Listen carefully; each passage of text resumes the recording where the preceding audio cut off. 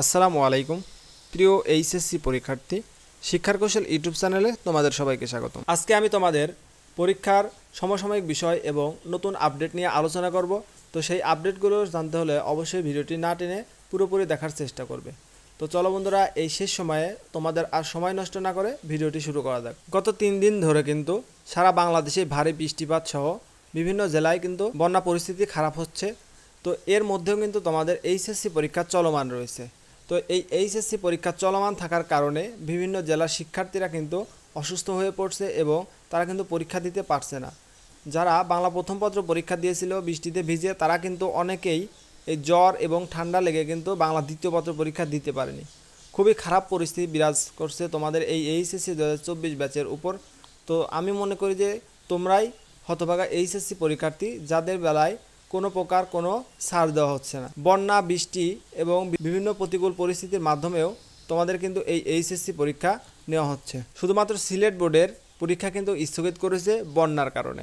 তো এখন আমরা যে বিষয়টি দেখতে পাচ্ছি, সিলেট বোর্ডের ন্যায় সারা বাংলাদেশে কিন্তু এই বৃষ্টির কারণে বিভিন্ন প্রতিকূল পরিবেশের সৃষ্টি হয়েছে। তো এর মধ্যে শিক্ষার্থীদের পরীক্ষা দেওয়া কিন্তু খুবই একটি দুষ্কর ব্যাপার।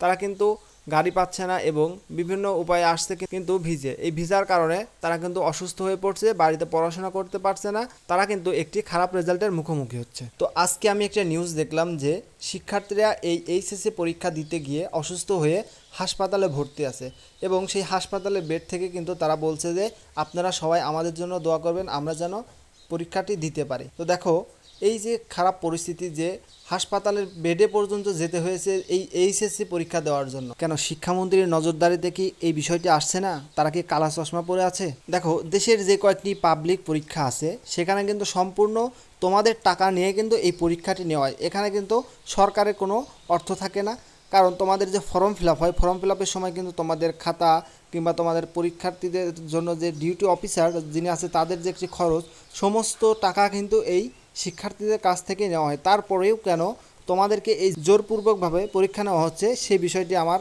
মাথায় আসছে না। তো এখানে একটি জিনিস ভাবার বিষয় আছে, সেটা হচ্ছে তোমাদের টাকা দিয়ে তোমরাই পরীক্ষা দিচ্ছ, তাও আবার অসুস্থ হয়ে তোমাদের পরীক্ষা দেওয়া লাগছে, আবার বৃষ্টির কারণে বিভিন্ন ভোগান্তিতে পড়েও কিন্তু তোমাদের এই পরীক্ষা দেওয়া লাগছে। তো এটা আমি মনে করি তোমাদের জন্য একটি ব্যাড লাক।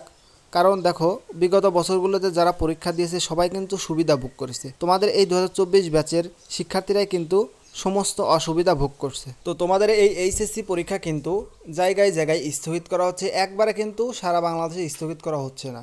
তো ইতিমধ্যে কিন্তু আজকে একটি নিউজে দেখলাম যে ফেনীর 2টি উপজেলায় কিন্তু এই এইচএসসি পরীক্ষা স্থগিত করা হয়েছে। ফেনী জেলার ফুলগাজী ও পরশুরাম উপজেলার পরীক্ষা কিন্তু স্থগিত করা হয়েছে। সেখানকার বন্যা পরিস্থিতি অবনতি হওয়ার কারণে কিন্তু এই পরীক্ষাগুলো স্থগিত করা হয়েছে। তো পরীক্ষা স্থগিত হওয়ারই কথা, কারণ এই বৃষ্টি এবং বন্যার মধ্যে কিন্তু শিক্ষার্থীরা অনেক ভোগান্তিতে পড়ে পরীক্ষা দিতে যাচ্ছে। আমি মনে করি যে সারা বাংলাদেশের পরীক্ষা যদি এই বর্ষা মৌসুমে স্থগিত করে যদি শুষ্ক মৌসুমে নেওয়া হতো তাহলে কিন্তু ভালো হতো। কারণ এই বর্ষা মৌসুমে একদিকে যেমন বন্যা, বৃষ্টি, অন্যদিকে তেমন বিদ্যুৎও থাকছে না। তো এই বিদ্যুৎ না থাকার কারণে শিক্ষার্থীরা কিন্তু ঠিকমতো পড়াশোনা করতে পারছে না, যেটা শিক্ষার্থীদের ভালো রেজাল্টের ক্ষেত্রে কিন্তু বাধাপ্রাপ্ত হয়ে থাকবে। এই এইচএসসি পরীক্ষা দিতে গিয়ে অনেক শিক্ষার্থী অসুস্থ হয়ে পড়ছে। আশা করি আস্তে আস্তে তোমাদের এই এইচএসসি পরীক্ষাগুলো স্থগিত হতে পারে, কারণ যেহেতু তোমাদের এক এক করে স্থগিত করা হচ্ছে। এখন যদি বন্যা পরিস্থিতি আরও খারাপ হয় এবং সারা দেশে বৃষ্টিপাতের পরিমাণ যদি বেড়ে যায় তাহলে তোমাদের পরীক্ষা স্থগিত হতে পারে। তো বন্ধুরা, এই ছিল তোমাদের এইচএসসি 2024 ব্যাচের সর্বশেষ আপডেট। পরবর্তী আপডেট পেতে অবশ্যই শিক্ষার কৌশল ইউটিউব চ্যানেলের সাথেই থাকবে। আর তোমরা যারা আমার চ্যানেলে নতুন, অবশ্যই চ্যানেলটি সাবস্ক্রাইব করে পাশে থাকা বেল আইকনটা অবশ্যই চালু করে রাখবে, যাতে যে কোনো মুহূর্তে শিক্ষার কৌশল ইউটিউব চ্যানেলে এইচএসসি সম্পর্কিত আপডেট দিলে তোমরা পেয়ে যাও। আজকের মতো ভিডিও এখানে শেষ করছি। আল্লাহ হাফেজ।